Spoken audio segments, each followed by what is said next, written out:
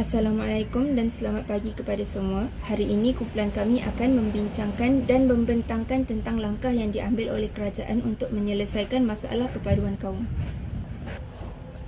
Kita bermula dengan pengenalan kita, iaitu apakah itu perpaduan, kesepaduan dan penyatu paduan. Perpaduan ataupun kesatuan merupakan matlamat akhir yang diidamkan oleh sesebuah negara yang berbilang etnik. Ini adalah merujuk kepada Malaysia di dalam konteks ini. Hal ini adalah kerana Malaysia merupakan negara yang mempunyai pelbagai kaum dan etnik. Kesatuan juga merupakan asas kepada sesebuah negara yang aman. Oleh itu, sejarah kesatuan dicari untuk mencapai perpaduan di dalam kalangan masyarakat. Selain itu, terdapat kesepaduan. Kesepaduan ini adalah apabila keadaan negara yang aman, stabil, makmur dan sejahtera telah dicapai, namun masih lagi terdapat beberapa perbezaan dalam bentuk sosial, dan ini merupakan beberapa masalah yang masih lagi wujud di dalam masyarakat. Ini merupakan kesepaduan. Daripada perpaduan, kesepaduan boleh dicapai, dan daripada kesepaduan haruslah ada penyatu paduan. Penyatu paduan merupakan proses iaitu usaha yang berterusan daripada semua lapisan masyarakat untuk menyelesaikan masalah sosial menggunakan tapak integrasi yang berprinsipkan tawar-menawar, perundingan dan mediasi. Pengalaman Malaysia untuk mencapai perpaduan daripada kesatuan adalah daripada sejarah. Sejarah pembentukan Malaysia kami telah membentukkan kesatuan, dan daripada kesatuan tersebut kami dapat mengeratkan hubungan sesama kaum. Namun begitu, terdapatnya peristiwa yang memecahkan kesatuan tersebut, iaitu peristiwa yang terkenal, iaitu 13 Mei. Dan daripada situ kami telah menggunakan, kerajaan telah mengambil inisiatif untuk membuat beberapa langkah untuk mengelakkan perkara tersebut terjadi lagi. Pada tahun 1971, istilah perpaduan telah diperkenalkan dan digunakan untuk mencapai perpaduan yang kita ada pada hari ini, dan perpaduan ini terdapat dalam pelbagai jenis. Sekarang ini Malaysia, kerajaan telah meletakkan indeks perpaduan nasional untuk kita mengetahui perpaduan kita berada di aras yang mana. Jadi peristiwa seperti 13 Mei tersebut tidak akan berulang lagi, dan kita dapat menguatkan perpaduan dan mungkin mencapai penyatu paduan. Perpaduan, kesepaduan dan penyatu paduan adalah konsep-konsep penting dalam konteks Malaysia, terutama kerana negara ini terdiri pada pelbagai suku bangsa, agama, budaya dan bahasa. Pentingnya perpaduan di Malaysia terlihat dari kenyataan bahawa negara ini terdiri pada pelbagai kelompok kaum seperti Melayu, Cina, India dan lain-lain. Perbezaan-perbezaan ini dapat menyebabkan konflik dan ketidakamanan jika tidak dikelola dengan baik. Oleh kerana itu, perpaduan menjadi kunci dan mempertahankan perdamaian ini serta stabiliti dalam masyarakat pelbagai kaum seperti Malaysia. Kesepaduan penting untuk memperkuat identitas nasional, memperkuat hubungan antara kelompok kaum dan memastikan bahawa semua warga negara merasa memiliki tempat di dalam masyarakat. Pentingnya penyatu paduan terlihat dari kenyataan bahawa negara ini memiliki berbagai kelompok kaum dan budaya yang unik, dan penyatu paduan menjadi kunci untuk membangun identiti nasional yang kuat dan memperkuat kesatuan dalam masyarakat pelbagai kaum. Kejadian 13 Mei di Malaysia merujuk kepada konflik etnik yang berlaku pada 13 Mei 1969 di Kuala Lumpur, Malaysia. Kejadian ini bermula setelah keputusan pilihan raya umum pada 10 Mei 1969 yang menunjukkan kejayaan Parti Pemerintah Melayu, tetapi dengan majoriti undi yang lebih kecil berbanding sebelumnya. Kemuncak kejadian 13 Mei bermula pada malam 13 Mei apabila berlaku pergaduhan antara ahli-ahli politik Melayu dan Cina di Kuala Lumpur. Keadaan bertambah buruk apabila berlaku rusuhan di beberapa kawasan di Kuala Lumpur pada 14 Mei yang melibatkan kebakaran, rampasan dan keganasan. Untuk mengendalikan keadaan, kerajaan Malaysia mengisytiharkan darurat dan memperkenalkan tindakan penguatkuasaan keselamatan termasuk penahanan tanpa bicara dan larangan berkumpul. Keadaan beransur tenang selepas itu, tetapi kejadian 13 Mei tetap menjadi titik hitam dalam sejarah Malaysia dan memberi pengaruh yang besar. terhadap dasar-dasar politik dan sosial di negara Malaysia. Antara langkah yang diambil oleh kerajaan Malaysia dalam mengatasi masalah perpaduan dan integrasi kaum termasuklah melalui politik. Dengan adanya sistem politik, keseimbangan dalam satu masyarakat dapat dicapai bagi mengelakkan isu berat sebelah terhadap sesetengah kaum. Di samping itu, kerajaan yang dibina melalui sistem politik ini juga dapat memacu masyarakat yang berbilang kaum ke arah satu matlamat yang utuh. Selain itu, sistem pendidikan setelah Malaysia mencapai atau dalam proses menuntut kemerdekaan turut menyumbang kepada perpaduan. Hal ini demikian kerana pada zaman penjajahan, jurang antara kaum sangat ketara disebabkan oleh tahap pendidikan. Sebagai contoh, kaum Melayu hanya mendapat pendidikan di sekolah rendah, manakala kaum Cina mendapatkan pendidikan secara 3 tahap, iaitu rendah, menengah dan tinggi. Ini memberikan kelebihan kepada kaum Cina, terutamanya dalam mendapatkan pekerjaan dan meningkatkan taraf sosial mereka. Hal ini juga mengakibatkan wujudnya jurang sosial dan ekonomi di antara kaum Melayu dan Cina. Maka dengan itu, langkah kerajaan dalam menyamaratakan pendidikan bagi setiap kaum amatlah cerdik. Laporan Razak 1956 boleh dijadikan sebagai batu loncatan ke atas dasar dan sistem pendidikan. Seterusnya, bahasa perantaraan juga memainkan peranan penting dalam komunikasi harian. Oleh hal yang demikian, melalui dasar ekonomi baru yang dijalankan selaras dengan rancangan Malaysia kedua yang berlangsung dari 1971 sehingga 1975, bahasa Melayu digunakan sebagai pengantar utama di semua sekolah secara berperingkat, yaitu sekolah kebangsaan. Tanpa disedari, sekolah kebangsaan menjadi medium bagi komunikasi antara kaum. Maka dengan itu, langkah kerajaan dalam menjadikan bahasa Melayu sebagai bahasa perantaraan adalah amat penting dalam mencapai komunikasi dua hala, terutamanya pada zaman kini, di mana pelajar diberikan tugas secara berkumpulan dan di dalam kumpulan tersebut, pelajar yang berada di dalam kumpulan tersebut adalah dari pelbagai kaum. Maka mereka dapat berkomunikasi dan menjalankan aktiviti dengan mudah dan lancar. Penyatu paduan didefinisikan sebagai satu proses membaiki atau memperbaiki hubungan sosial dengan bekerjasama di semua peringkat masyarakat.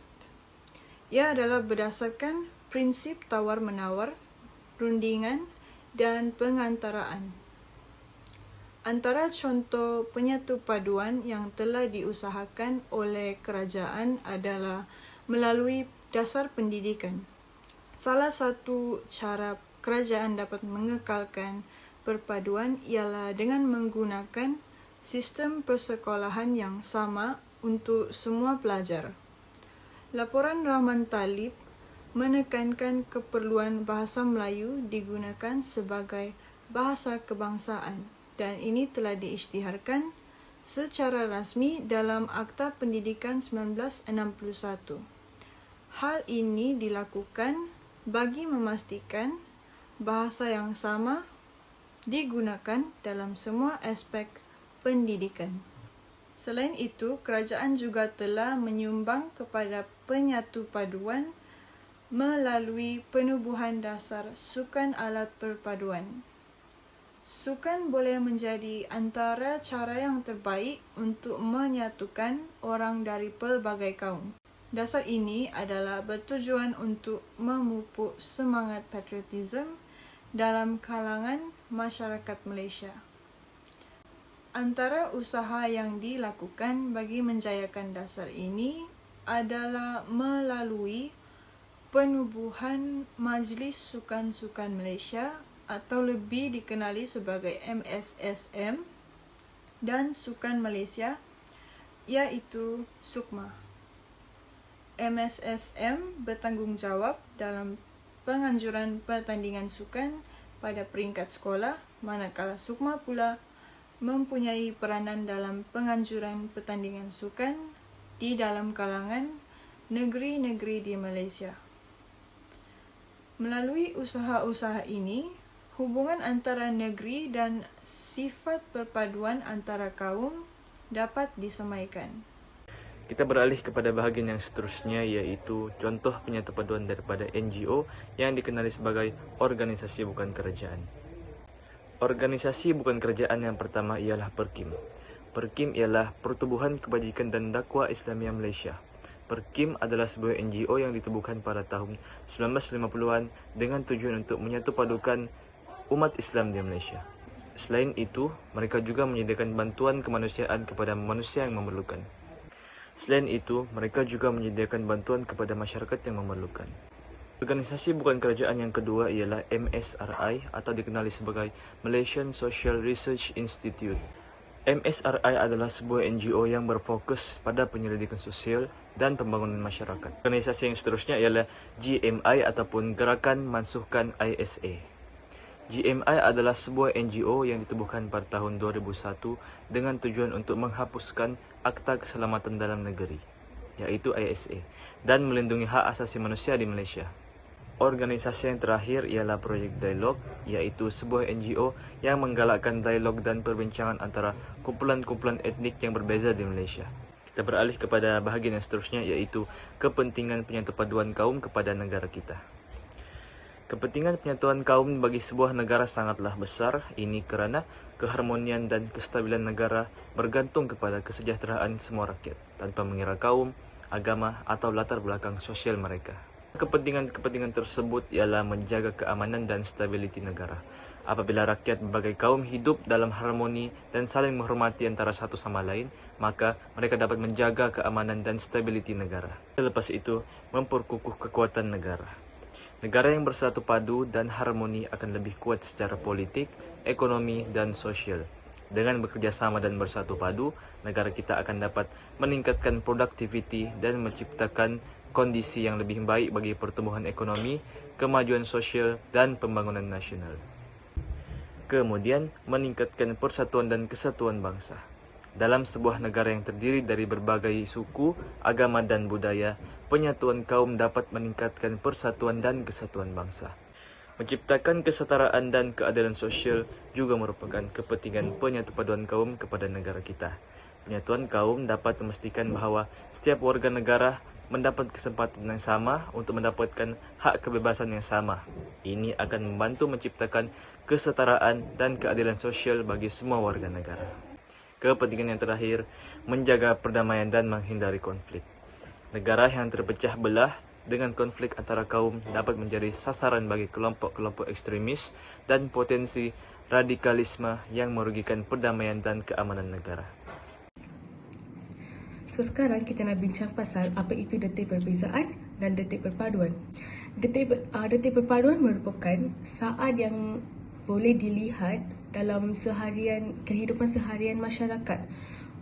Contohnya semasa bergaulan di pasar, ataupun memberi bantuan ketika bencana, ataupun mengunjungi tempat percutian, ataupun menikmati cuti umum, ataupun masa perayaan dan sebagainya. Detik perbezaan pula faktor-faktor yang membuatkan masyarakat berbeza, seperti sambutan perayaan, bahasa, pemakaian, tarian ataupun permainan.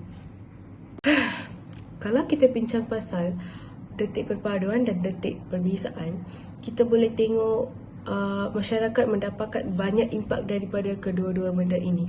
Contohnya kalau kita tengok dari segi perpaduan, masa kita pergi pasar malam ke atau bazar Ramadan ke, kita boleh tengok walaupun bazar Ramadan itu bazar untuk orang Melayu ataupun bangsa Melayu, kita boleh juga tengok rakan-rakan India ataupun Cina yang membeli makanan dekat sana, dan juga mereka menghormat upacara-upacara Melayu yang berpuasa semua. So di situ kita boleh tengok impak daripada detik perpaduan. Kalau kita tengok detik perbezaan, walaupun mereka sangat friendly, sporting dengan kaum lain, bangsa lain, mereka tetap mengikut tradisional bangsa diri, seperti bahasa, tradisional, pemakaian tradisional, makanan tradisional semua. So di situ kita boleh tengok impak detik perbezaan dan detik perpaduan. Kesimpulan yang diperoleh dalam tajuk ini ialah perpaduan di antara rakyat Malaysia pada masa kini belum lagi utuh, kerana terdapat beberapa perkara yang menyebabkan perpaduan di negara ini belum utuh. Hal ini mengekang negara ini untuk mencapai perpaduan yang sempurna. Antara faktor yang dihadapi ialah seperti faktor agama, budaya dan bahasa, ketimpangan ekonomi dan politik. Perkara ini dapat dicapai dengan menerapkan sikap toleransi antara sesama rakyat, tidak menindas suatu kaum dan lain-lain. Kepelbagaian jenis agama merupakan salah satu faktor yang selalu menjadi isu permasalahan kerana majoriti agama di negara ini ialah agama Islam. Agama minoriti seperti Hindu, Buddha dan Kristian selalu menghadapi masalah untuk melakukan acara-acara berkaitan agamanya.